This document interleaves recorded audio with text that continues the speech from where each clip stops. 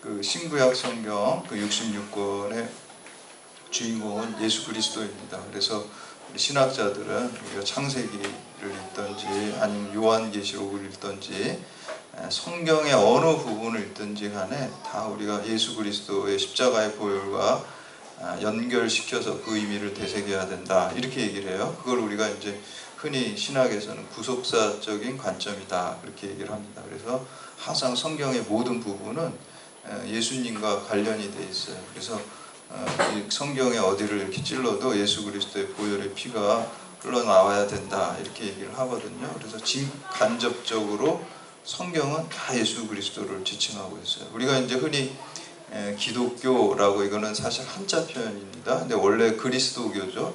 그리스도교를 한자식으로 이렇게 번역을 하다 보니까 기독교, 그래서 이제 그리스도교 같은 말이고요. 영어로 하면 이제 크리스찬이티라고 이렇게 이제 기독교를 얘기를 합니다. 그러니까 기독교라는 건 결국 크라이스트가 주인이 되고, 이 예수가, 역사적인 예수가 하나님의 아들이고 또 우리의 구원자이시고 또 그리스도라는 것을 믿는 것이, 그게 이제 기독교 신앙의 핵심입니다.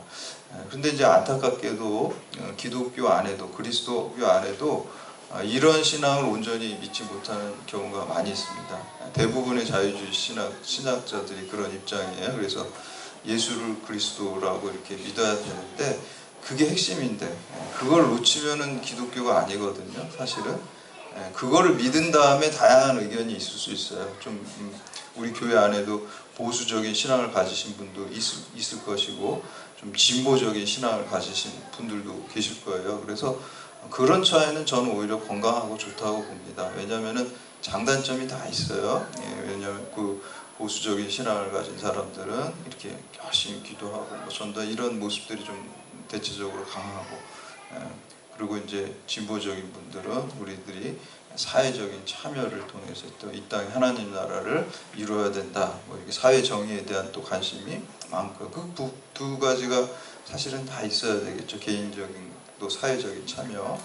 근데 이제 우리 사람이라는 게 어느 한쪽으로 좀 강화됩니다. 그래서 우리가 합력해서 선을 이룬다는 게, 교회에 이런 다양한 지체들, 다양한 달란트가 있고 다양한 지위와 성향이 있는데, 이것이 예수 그리스도를 머리로 이제 한 몸을 이루는 것이죠. 근데 이제 문제는 예수 그리스도를 머리로 하지 않고 그리스도로 하지 않는 것이 이제 문제라는 것이죠. 그래서 우리가 항상 예수를 그리스도로, 너무 간단한 것 같은데도 이거를 놓칠 때가 많이 있습니다. 그래서 오늘 특별히 이제 말씀은요, 요한복음은 바로 예수님이 누구신지를 간접적인 게 아니라 아주 직접적으로, 그것도 이제 누가 다른 사람이 예수님을 이런 분이야 이렇게 얘기한 게 아니라요, 예수님 자기 자신이 자기 소개를 하는 거예요. 그거보다 뭐 정확하고 직접적인 게 어디 있습니까? 그래서 이제 신학자들은 이 요한복음의 이 말씀, 예수님께서 나는 누구다, 나는 지난 시간에 우리가 나는 길이요 진리요 생명이다, 예수님께서 스스로 자기소개를 하셨잖아요. 그래서 이제 이 요한복음은 기독론의 보고다, 이렇게 얘기를 합니다. 여기에 그냥 핵심적인 게 여기 다 있습니다. 예수님 스스로 자기를 소개하신 거예요. 그게 이제 7가지가 나오는데 우리가 지금 6번째를 살펴보고 이제 이어지는 본문을 보고 있습니다. 그래서 예수님께서 나는 길이요 진리요 생명이다 라고 지난 시간에 이제 우리가 함께 나눴죠. 그런데 이제 빌립이 여기에 대해서 질문을 하는 거예요. 그렇게 이제 예수님께서 선포를 하셨는데도 불구하고 하나님 아버지를 그럼 보여주세요, 이렇게 이제 또 질문을 하는 거예요. 그러니까 예수님이 아직도 참 하나님이시라는 것을 빌립조차도 믿지 못하는 거예요. 여기에 대해서 예수님께서 말씀하시는 오늘 본문을 통해서 우리의 믿음을 한번 돌아보고 하나님 말씀에, 예수님 말씀에 근거한 그 신앙으로 우리가 굳건하게 확신 있는 신앙으로 결단하는 시간 되시기를 주님의 이름으로 축복합니다. 네. 첫 번째는 예수님은 우리가 볼 수 있도록 이 땅에 오신 하나님입니다. 흔히 우리가 기독교를 이제 유신론이라고 이렇게 얘기합니다. 유신론이라는 것은 이제 하나님이 존재한다라는 것을 믿는 것이죠. 그리고 이제 반대는 무신론이죠. 하나님이 존재하지 않는다라는 것을 믿는 것이죠. 그런데 하나님이 존재하시는지 존재하지 않는지 둘 다 증명할 수가 없어요. 그렇죠? 하나님이 있다고도 우리가 뭐 증명할 수 없는 것이고 물리적으로 그렇죠? 그리고 하나님이 없다고도 또 증명할 수 무신론도 저는 신앙이라고 생각을 해요. 뭘 증명해서 그걸 그렇게 생각하는 게 아니잖아요. 그냥 그렇게 믿는 거죠. 하나님이 안 계시다고 믿는 거예요. 그것도 신앙입니다. 근데 이제 우리는 하나님이 계시다라고 이제 믿는 것이죠. 근데 그냥 유신론이 아닙니다. 유신론은 기독교만 있는 게 아니라 유대교도 유신론이고요, 이슬람교도 유신론이에요. 그래서 그런 것과 구별되는 게 기독교는 삼위일체 하나님을 믿는 거예요. 성경에 보면은 삼위일체라는 단어는 없습니다. 근데 이제 교부라고 하는 이 터툴리안이라는 초대 교부의 그 신학자가 성경을 이렇게 보니까 그 내용이 이제 삼위일체라는 거예요. 성부, 성자, 성령, 성부 하나님, 성자 예수님, 영으로 계신 성령님이 세 분이시면서 동시에 한 분이시고 한 분이면서 동시에 세 분이세요. 이런 거를 믿지 않는 사람이 보면 뭐예요? 모순이라고 그러죠. 말이 되냐? 이렇게 얘기를 이게 논리적으로 맞지 않는 거죠. 셋이면 셋이지 셋인데 무슨 하나이고 하나면 하나지 하나인데 셋이라는 게 그게 말이 안 되는 거죠. 이성적으로. 그것을 우리가 뭐라고 얘기를 합니까? 신비라고 그러죠. 신비. 그래서 하나님은 유한자이신 우리의 인간의 이성으로 다 파악할 수 없는 무한자 하나님이신 것입니다. 그래서 성경은 분명히 성부, 성자, 성령 삼위일체 하나님을 말씀하시는 거예요. 그래서 오늘 예수님께서는 네가 나를 보면, 성자 예수님을 보면 성부 하나님을 본 것이다 라고 이렇게 이제 예수님께서 설명하시는 것도 삼위일체에 대한 이제 설명을 하시는 거예요. 우리가 마태복음에서도 그 예수님께서 세례요한한테 세례 받으실 때 거기 성부, 성자, 성령 하나님이 다 나오시잖아요. 왜냐하면 예수님은 성자 예수님이시죠. 그래서 세례를 받으실 때 하늘에서 성령이 비둘기같이 내려온다 그랬죠. 그리고 하늘에서 하나님, 성부 하나님의 아버지의 음성이 들렸다 그랬죠. 그러니까 거기서도 성부, 성자, 성령에 대한 삼위일체 교리가 나오는 것이죠. 그리고 예수님께서 지상 명령을 하실 때 너희들이 땅끝까지 이르러 내 증인이 되고 모든 민족으로 제자를 삼아서 어떻게 하라 그랬어요? 성부와 아버지와 아들과 성령의 이름으로, 그러니까 성부와 성자와 성령의 이름으로 세례를 베풀라 그랬어요. 삼위일체 나와. 그리고 우리가 예배 시간에 이제 저도 이렇게 목사님들이 축도할 때 어떻게 합니까? 성부와 성자와 성령의 이름으로 축도를 합니다. 이게 이제 고린도후서 13장 13절에 보면 사도 바울이 이렇게 얘기하고 있어요. 주 예수 그리스도의 은혜와 하나님의 사랑과 성령의 교통하심이 너희 무리와 함께 있을지어다. 이게 이제 고린도후서 13장 13절의 사도 바울의 축도입니다. 그래서 이 말씀을 근거로 해서 모든 교회에서 이제 목회자들이 이렇게 이제 축도를 하는 거예요. 거기도 역시 이제 성부, 성자, 성령 하나님입니다. 그래서 우리 기독교는 단순히 그냥 유일신이다 이렇게 말하면은 틀린 말은 아니지만 부족한 말이에요. 부족한 말. 그래서 정확하게 말하려면 성경에 근거해서 삼위일체 하나님이다. 그 하나님을 우리가 믿는 것이죠. 그래서 예수님께서 성자 예수님께서 성부 하나님, 참 하나님이시라는 거. 근데 이제 많은 과거의 그 영지주의자든지 이단들은요, 예수님에 대해서 참 하나님을 믿지가 않았어요. 그리고 자유주의 신학자들도 마찬가지예요. 특히 이제 많은 그 자유주의 신학자들이 예수님이 부활하셨다는 것을 역사적 사실로 받아들이지 않았어요. 그냥 상징과 의미로 받아들여요. 그러면 하나님이라고 예수님을 생각 안 하는 거예요. 저는 제 어떤 개인적인 체험도 그렇고 저의 신학도 항상 부활에 초점이 맞춰져 있어요. 저는 사실 그 부활의 역사적 사실을 믿으면은 다 해결된다고 저는 그렇게 믿는 신앙을 가지고 있고 신학을 가지고 있어요. 십자가가 물론 있은 다음에 부활이죠. 부활만 강조, 십자가를 통해서 부활로 나간다 했는데, 여러분 만약에 누군가 죽고서 나를 위해서 대신 죽었단 말이에요. 내가 나를 살리기 위해서. 그러면 굉장히 고맙죠. 엄청나게 고맙죠. 내 생명의 은인이죠.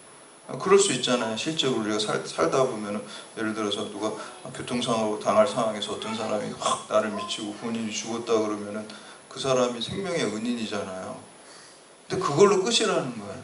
생명의 은인, 내 육체적 생명을 살려준 것으로 끝이라는 거예요. 그냥 고맙고 끝인 거예요. 만약에 그 사람이 다시 살아나야지만, 부활해야지만 우리를 살릴 수 있는 거예요. 죽음의 권세를 물리칠 수 있어야 돼요. 예수님께서 부활하셨기 때문에 우리를 살리실 수 있는 하나님이실 줄 믿으시기를 바랍니다. 아멘. 역사적으로 부활하셨어요. 그렇기 아멘. 때문에 예수님께서는 죽음을 물리치셨고, 또 우리도 구원할 수 있어요. 죽음과 사망 권세에서 우리를 살릴 수가 있다는 거예요. 그래서 우리가 예수님이 참 하나님이심을 믿어야 되는 것입니다. 그래서 이제 칼케톤 공의회라는 게 있었습니다. 451년에 거기서 예수님에 대해서 거기서 딱 못을 박았어요. 자꾸 사람들이 예수님의 어떤 신이라는 거, 하나님이라는 걸 안 믿는 사람들이 그때도 많았어요. 그래서 뭐를 못을 박았냐면 예수님은 참 신이고 참 인간이시다.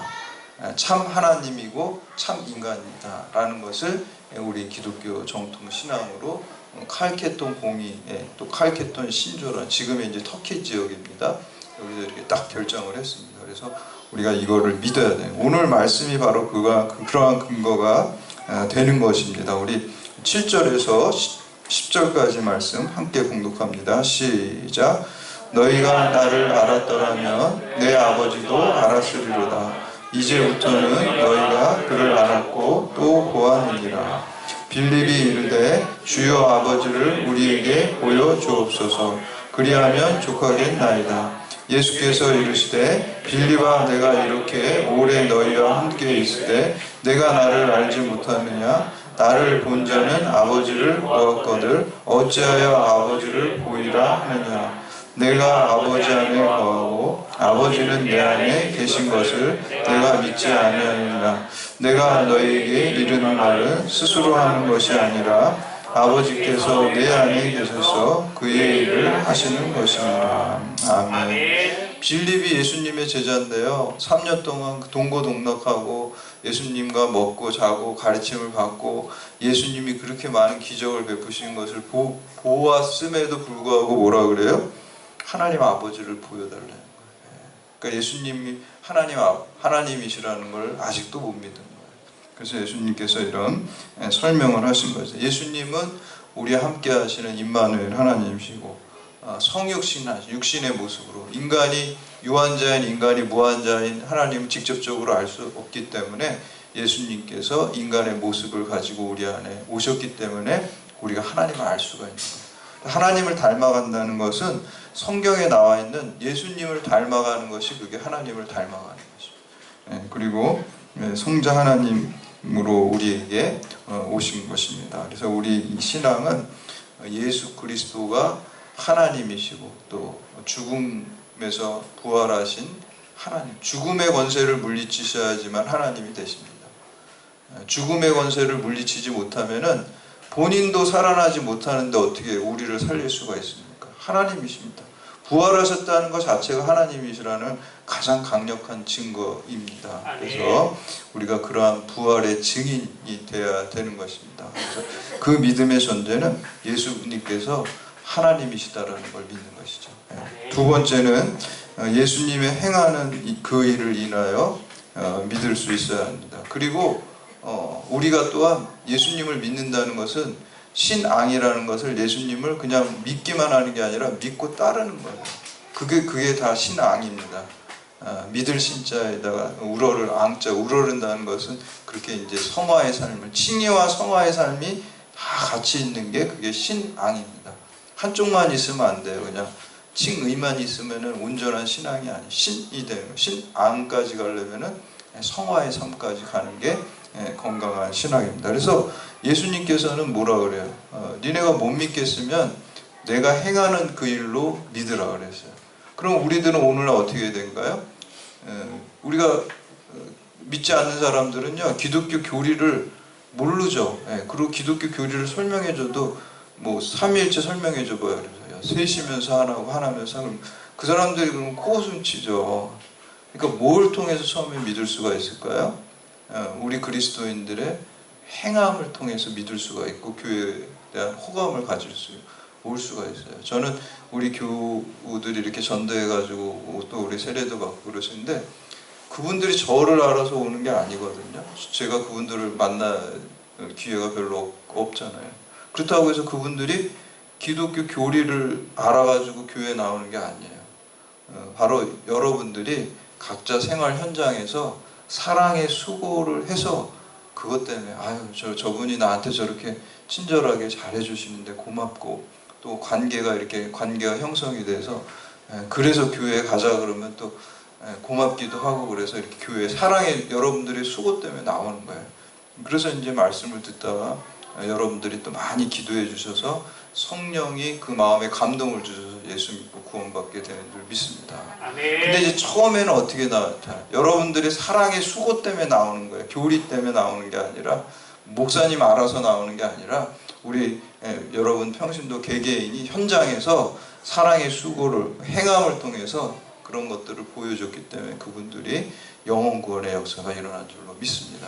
그래서 이제 예수님께서도 내가 행하는 그 일을 통해서 나를 못 믿겠으면 교리를 못 믿겠으면은 내가 행동하는 삶을 통해서 나를 믿어라 이렇게 얘기를 하는 거예요.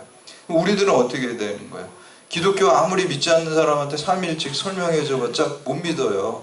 그럼 여러분들 이렇게 얘기할 수 있어야 돼요. 예수님처럼 내 이 삼위일체 교리라든지 예수님 구원자라는 거 못 믿겠으면은 내가 어떻게 사는지 내 삶을 통해서 나를 믿고 나를 따라와라 이렇게 얘기할 수 있어야 될 줄로 믿습니다. 그러기 위해서는 쉽지 않죠. 여러분들이 정직하게 살아야 되고 또 사랑의 실천을 하면서 살아야 되죠. 예수님을 닮아가는 삶을 살아야 이 얘기를 할 수 있는 거예요. 그래서 여러분 이제는 그런 전도를 해야 될 줄로 믿습니다. 그리스도인들이 모든 면에서 모범이 되고 모든 면에서 정직하고 성실하고 그리고 또 사랑의 희생을 기쁜 마음으로 해야 되는 거예요. 내가 뭐 양보하고 희생하는 게 사랑으로 할 수 있는 여러분들 사랑하는 자녀를 통해서 뭐 양보하고 여러분 안 먹더라도 그 내 아들 딸 주면은 기쁘죠. 그렇죠? 그 희생이라는 생각도 안 들걸요 아마 여러분. 그렇죠? 희생이라는 생각도 그냥 자동적으로 되는 거 아닌가요?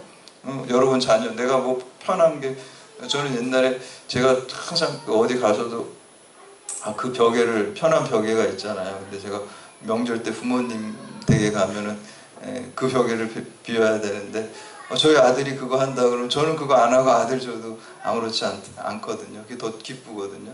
사소한 예지만 우리가 사랑하면 희생이라는 생각도 안 들어가요. 그냥 당연히 그냥 기쁜 거예요.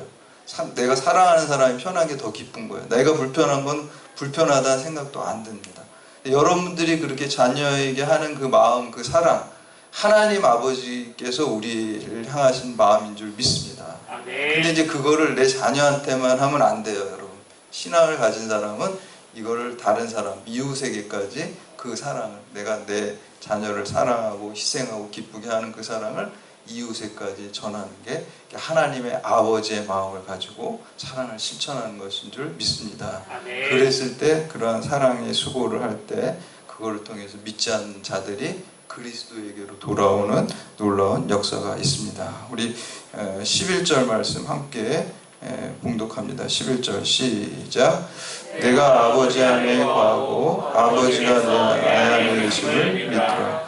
그렇지 못하겠거든 행하는 그 일로 말미암아 나를 믿으라. 아멘. 그러니까 내가 아버지 안에 있고 아버지가 내 안에 있다. 이게 이제 삼위일체 얘기를 하는 거거든요. 그 교리를 못 믿겠으면은 내가 어떻게 행하는지, 내가 하나님이 내 안에 계시니까 내 안에 계신 하나님이 일하시니까 내가 사랑의 실천을 할 수밖에 없겠죠. 하나님 아버지가 내 안에 계신데 하나님 아버지의 마음으로 내가 행하니까 그 희생적인 아가페 사랑으로 행할 수밖에 없다라는 것입니다. 그래서 우리가 그런 사랑의 모습을 보여줘야 될 줄로 믿습니다. 니체라는 철학자는 그런 얘기를 해요. 존중받는 철학자가 되기 위해서는 자신의 이론을 삶으로 보여주어야 한다라고 이렇게 얘기를 했습니다. 저는 그런 생각이 들어요. 우리가 존중받고 영향력 있는 그리스도인이 되기 위해서는 예수 그리스도의 사랑을 삶으로 보여줘야 될 줄로 믿습니다. 아멘. 요새는 이제 말로만 해서는 통하지가 않습니다. 우리가 삶으로 보여주는 그러한 전도, 그러한 모습이 우리 가운데 있어야 될 줄로 믿습니다. 일본은 그 우상과 귀신의 나라라고 볼 수가 있어요. 저도 뭐 일본 이제 여행 같은데 몇 번 가봤는데 거기는 다 신이잖아요. 택시 타도 택시에도 무슨 신이 있고 어디에도 동네마다 뭘 이렇게 뭐가 신이 귀신이 많더라고요. 그래서 여러분들 그 일본의 그 애니메이션 애들 보는 영화 보면 거기 다 몬자 들어가잖아요. 그 귀신 몬스터 같은 귀신 같은 거잖아요. 뭐 포켓몬이라든지 무슨 디지몬이라든지 뭐 그게 다 그 귀신 관련된 것들이란 말이에요. 그러니까 일본이라는 나라는 굉장히 그 사람 숫자보다 귀신 숫자가 뭐 더 많다는 그런 얘기도 있어요. 그러면 그렇기 때문에 그런 문화 속에 있으니까 기독교가 사실은 우리나라보다 먼저 들어갔거든요. 근데도 거기는 1%도 안 된대요. 사실 저도 그 일본에서 목회하시는 목사님 이렇게 그 교회에 우리가 방문도 하고 그래서 얘기를 들어보니까 뭐 1%라 그랬는데 실제로 1%도 안 된다는 거예요. 뭐 0.5% 뭐 그 정도밖에 안 된다니까 복음화가 안 되는 거예요. 문화 자체가 굉장히 또 우상과 귀신의 그런 문화가 너무 뿌리 깊게 있어가지고 그게 잘 바뀌어지지가 않는다라고 그래요. 그런데 그럼에도 불구하고 그 목사님 설명으로는 한 번 믿으면요 진짜 제대로 믿는다는 얘기를. 그건 좀 숙연해지더라고요. 그거는 일본 사람들은 한 번 믿으면 근데 제대로 진짜 그렇게 보면은 거기 일본의 그렇게 조금인데도 일본의 뭐 기독교 신학이라든지 또 크리스찬들의 그 문화 엔도 슈사쿠라는 문화가도 굉장히 영향력이 있거든요. 그래서 우리나라 사람들도 양적으로 우리 교회가 한국 교회가 많이 복음화됐지만 정말 양질적으로도 좋은 그리스도인들이 많이 배출돼야 되겠다라는 그런 생각을 갖게 됩니다. 그 가운데 하나가 미우라 아야코라는 일본의 작가가 있어요. 그 사람이 이제 일본 작가가 성경에서 예수님께서 행하신 일을 보고 그분이 성자 하나님이라는 걸 믿었다는 거예요. 세 가지 근거를 이분이 얘기를 하고 있어요. 첫 번째는 마태복음 19장에서 사람들이 이제 어린아이를 예수님께 데리고 오니까 제자들이 꾸짖잖아요. 야 저쪽으로 가 나가 이렇게 이제 꾸짖으니까 예수님께서 오히려 제자들을 꾸짖으시죠. 어린아이들이 내게 오는 것을 막지 말라. 그리고 이 어린아이와 같이 되지 않으면 천국에 들어갈 자가 없느니라 라고 이제 그 말씀을 하시는 걸 보면서 이분이 어린 아이들을 용납하고 내게 오는 것을 금하지 말라 라고 이렇게 말하는 것을 보면서 예수님께서 진짜 작은 소자 하나까지도 사랑하시는 하나님 아버지라는 것을 깨달았다는 것입니다. 그 행하는 일을 보고 그 일을 보고.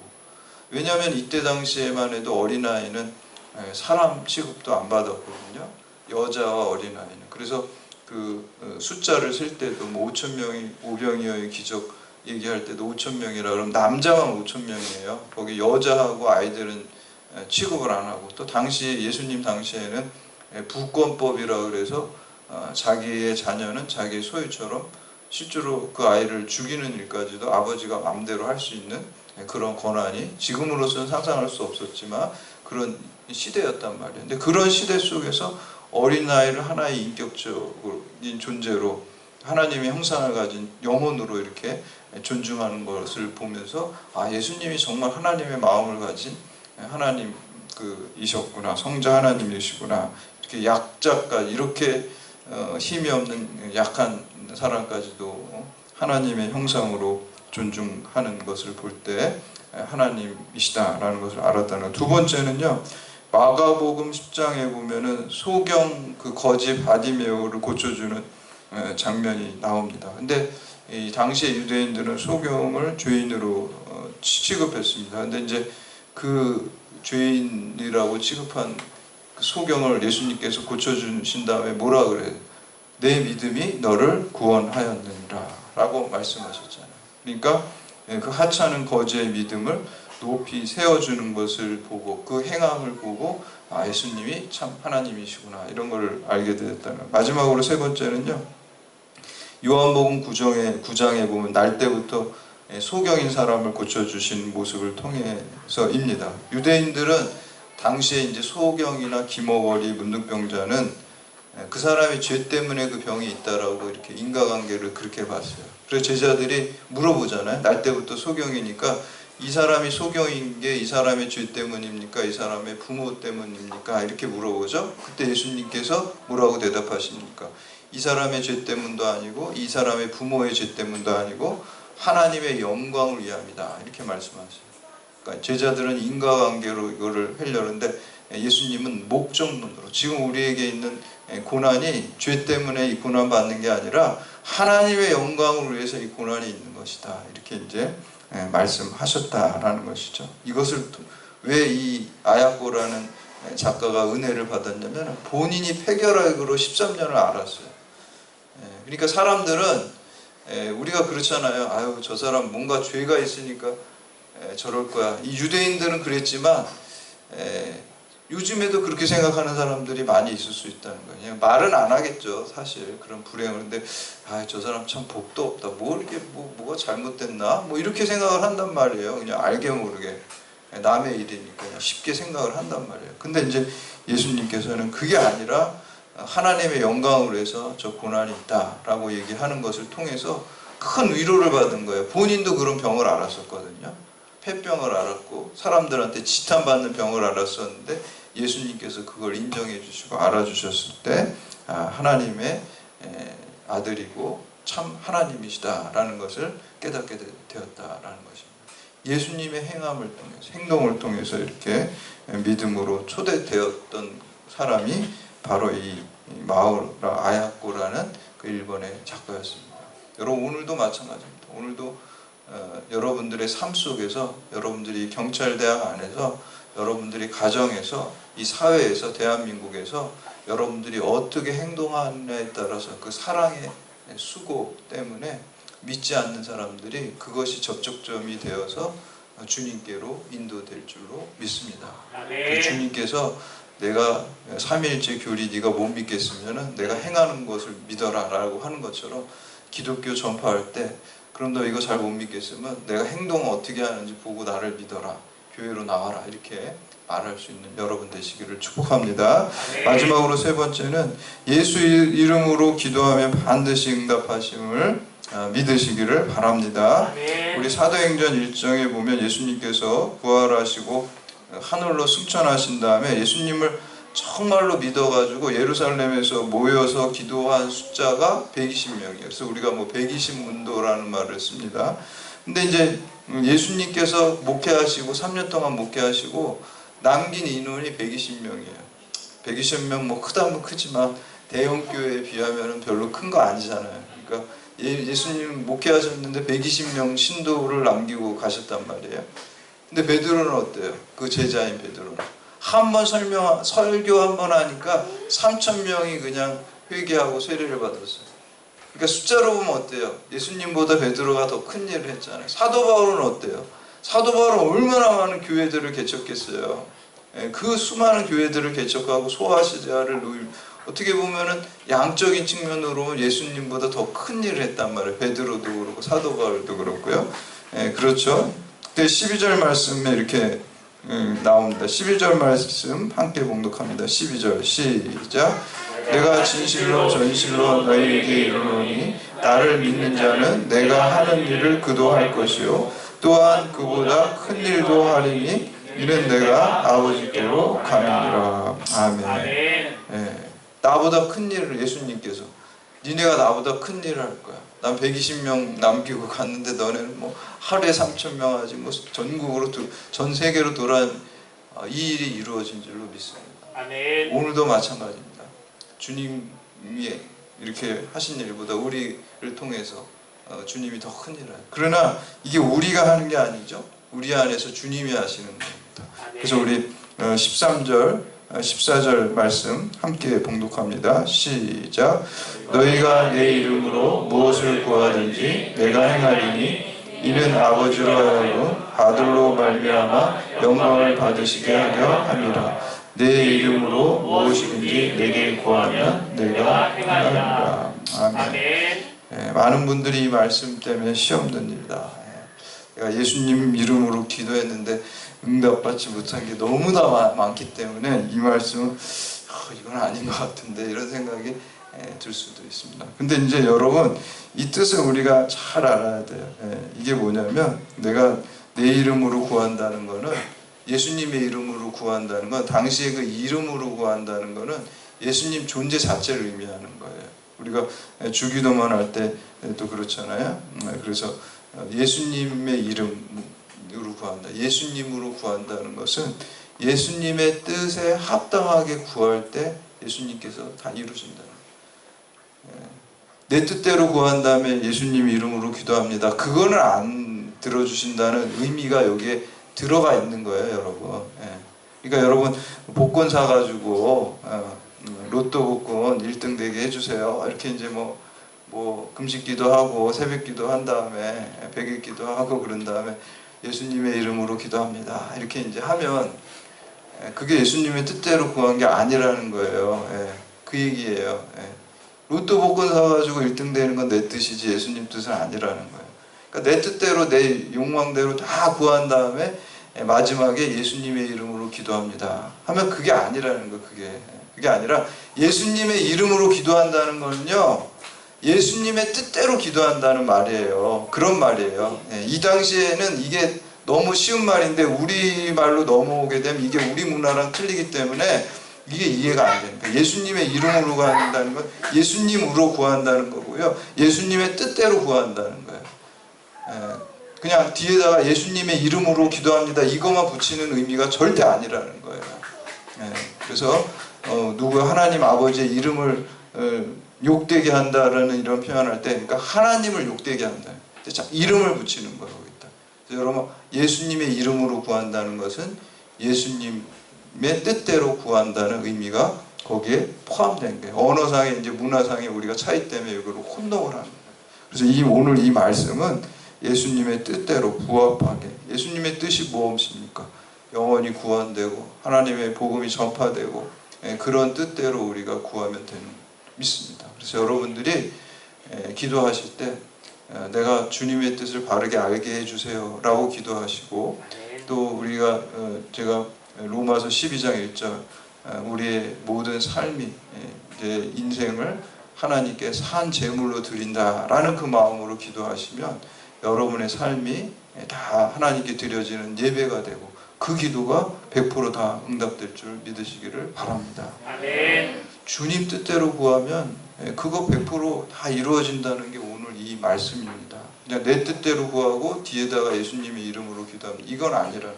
그래서 여러분들이 예수 이름으로 예수님의 뜻대로 기도하면 반드시 다 그것이 이루어질 줄 믿습니다. 그래서 그리스도인이라는 것은 그리스도의 사람이고, 그리스도인이라는 것은 내 이름 내 뜻대로 사는 게 아니라 예수님 이름으로 예수님 뜻대로 살고, 그 일을 통해서 여러분들이 사실 제일 축복된 거 아닌가요? 여러분의 삶을 다 주님께 산제물로 드릴 때, 여러분 것도 아니잖아요. 사실은 내 생명도 주님이 주신 것이고 그게 다 드린 거예요.